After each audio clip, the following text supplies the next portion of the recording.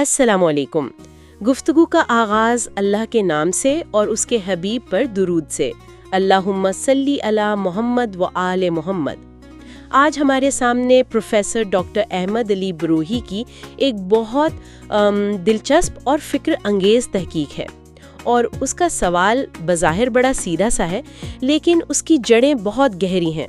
سوال یہ ہے کہ آخر ہمارے جیسے ترقی پذیر معاشروں میں جب بھی سائنس اور ٹیکنالوجی کی بات ہوتی ہے تو ایک دیوار کیوں کھڑی ہو جاتی ہے، ایک مزاحمت کیوں نظر آتی ہے؟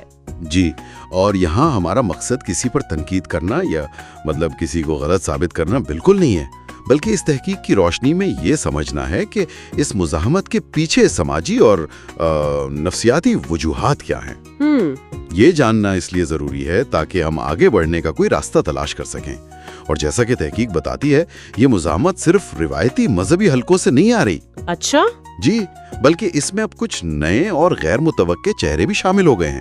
بالکل، تو چلے پھر اس تحقیق میں ذرا گہرائی میں جاتے ہیں اور یہ جاننے کی کوشش کرتے ہیں کہ روایت اور جدت کی اس کشمکش کی اصل کہانی کیا ہے اور اس کے کردار کون کون ہیں۔ اچھا، تو سب سے پہلے بنیادی مسئلہ ہے کیا؟ تحقیق کہتی ہے کہ یہ سارا معاملہ روایت اور جدت کے تصادم کا ہے نا؟ جی بالکل، جب پرانے عقائد، صدیوں سے چلے آ رہے سماجی ڈھانچے اور جدید سائنسی طریقوں کا ٹکراؤ ہوتا ہے تو معاشرہ ایک طرح سے آپ کہہ سکتے ہیں کہ جام ہو جاتا ہے۔ اور یہ صرف خیالات کی حد تک تو نہیں رہتا ہوگا؟ نہیں، بالکل نہیں۔ یہ ہمارے اداروں، ہماری پالیسیوں، عوامی بحثوں سب پر اثر انداز ہوتا ہے۔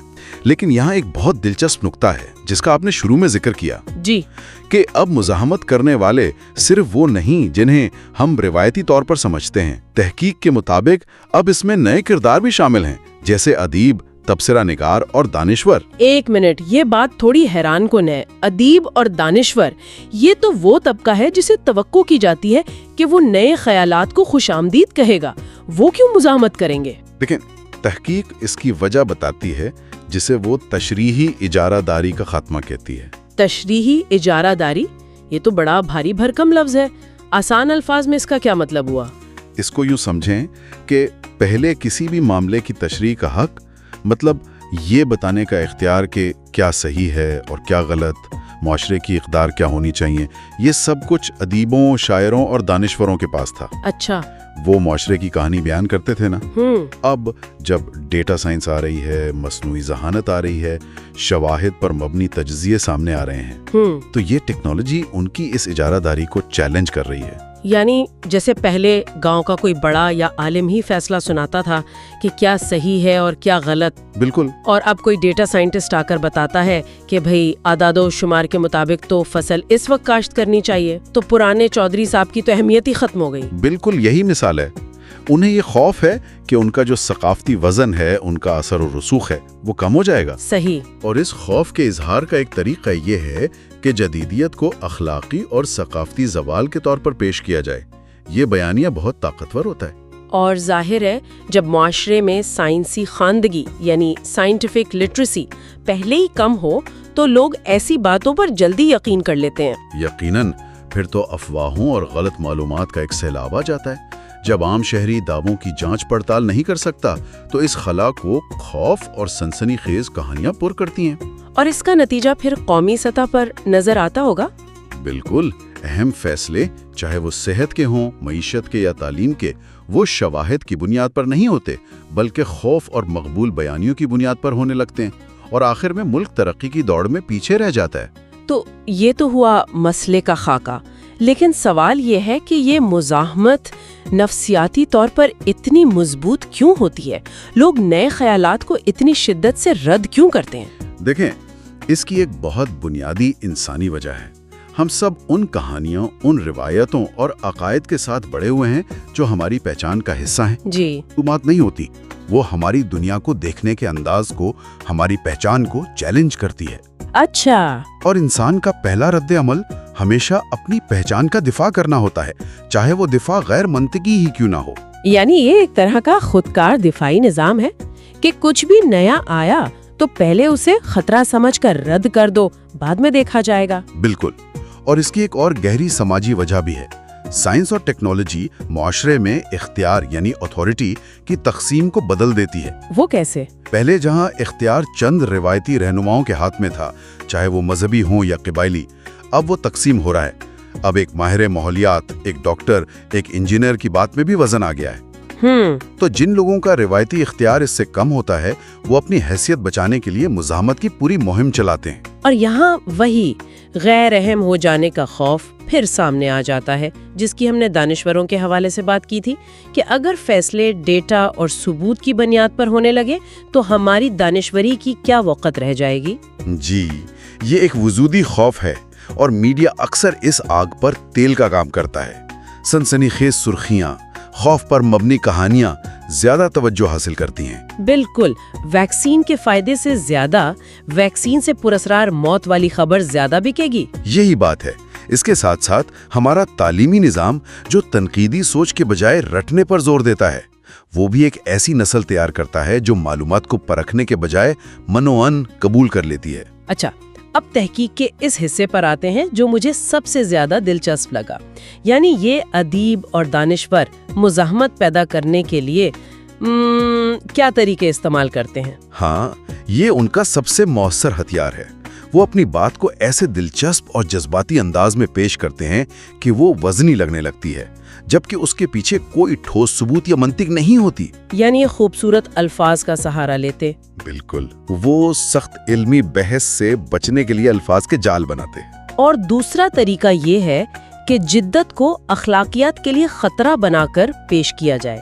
تحقیق اسے اخلاقی خوف یا مورل پینک کہتی ہے۔ جی، سیدھے الفاظ میں یہ ایک ایسی صورتحال ہے جہاں کسی ایک چیز کو پورے معاشرے کی اخلاقیات کے لیے خطرہ بنا دیا جاتا ہے، جیسے یہ کہنا کہ موبائل فون نے ہماری نسل تباہ کر دی ہے، یا انٹرنیٹ ہماری ثقافت کو کھا جائے گا۔ بالکل، یہ ایک جذباتی بیان ہے۔ یہ اصل مسئلے پر ٹھنڈے دماغ سے، اس کے فائدے اور نقصان پر سوچنے کا موقع ہی نہیں دیتا۔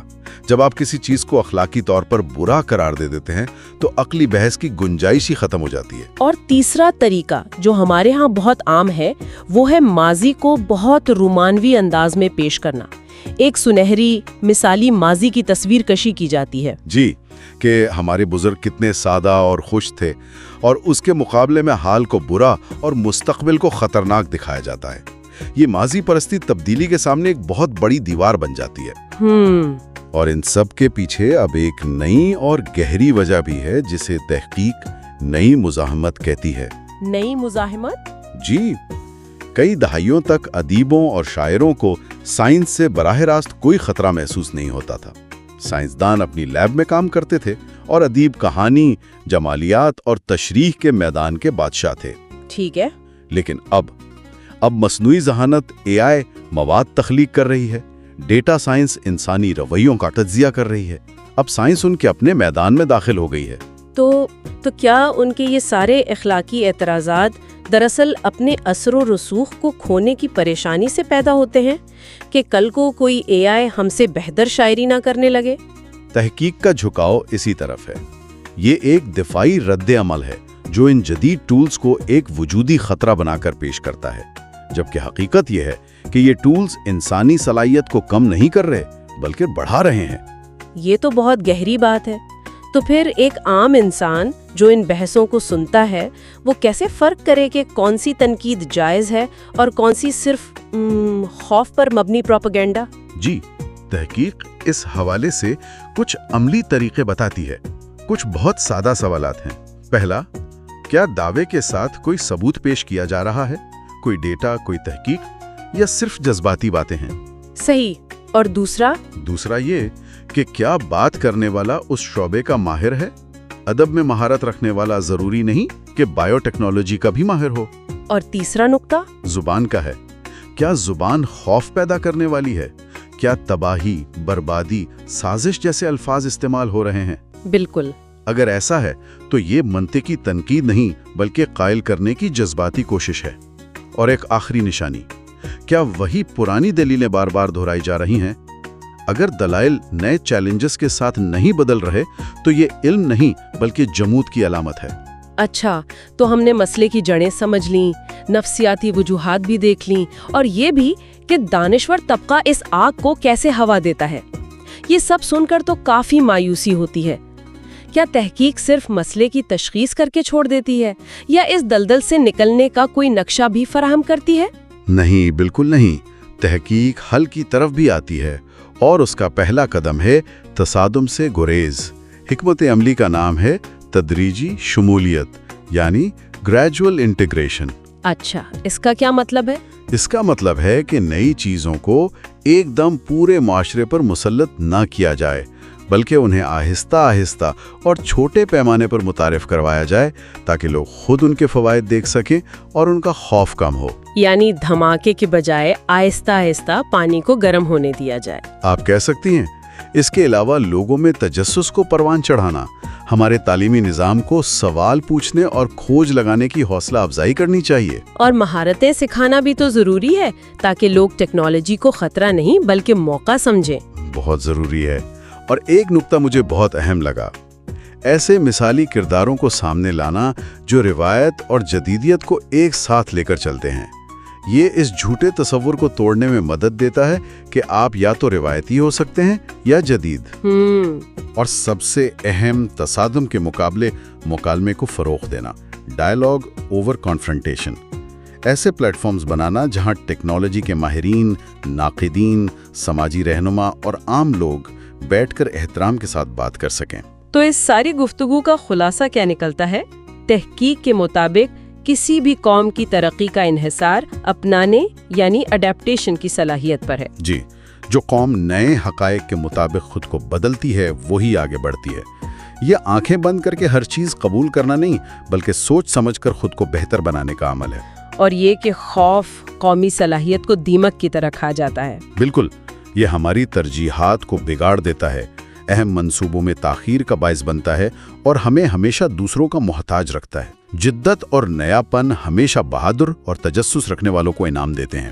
تحقیق کا ایک جملہ مجھے بہت پسند آیا، مستقبل سیکھنے والوں کا ہے، شکایت کرنے والوں کا نہیں۔ صحیح۔ اور آخر میں محقق اس مایوس کن خیال کو مکمل طور پر رد کرتے ہیں کہ یہ مزاحمت ہماری تقدیر ہے۔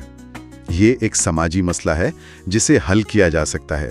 سائنس ثقافت کو مٹاتی نہیں بلکہ اسے مضبوط کرتی ہے۔ جیسے ڈیجیٹل آرکائیونگ ہمارے ثقافتی ورثے کو محفوظ کر سکتی ہے۔ بالکل، جو پہلے ممکن نہیں تھا۔ اس کا مطلب ہے کہ ہمیں جائز تنقید اور خوف پر مبنی رکاوٹ میں واضح فرق کرنا ہوگا۔ ٹیکنالوجی پر جانچ پڑتال بالکل ضروری ہے، لیکن ایسی مخالفت جو صرف خوف پھیلانے کے لیے ہو وہ قومی ترقی کی راہ میں سب سے بڑی رکاوٹ ہے۔ اور یہیں پر یہ گفتگو ایک بہت اہم سوال پر آ کر ختم ہوتی ہے۔ تحقیق کہتی ہے کہ خوف کو نعرے یا تقریریں ختم نہیں کرتی بلکہ نظام ختم کرتے ہیں۔ تو سوچنے کی بات یہ ہے کہ محض ترقی کی باتیں کرنے کے بجائے ہم اپنے معاشرے میں، اپنے حلقہ اثر میں وہ کون سی ایک چھوٹی سی نظامی یا ساختی یعنی اسٹرکچرل تبدیلی لا سکتے ہیں جو لوگوں کے لیے نئے پن کو اپنانا آسان بنائے اور حقیقی تبدیلی کی بنیاد بنے۔ یہ ایک ایسا سوال ہے جس پر ہم سب کو سنجیدگی سے غور کرنا چاہیے۔ اس گہری اور فکر انگیز گفتگو کے ساتھ ہی اجازت چاہیں گے۔ اللہ حافظ۔ اللہ حافظ۔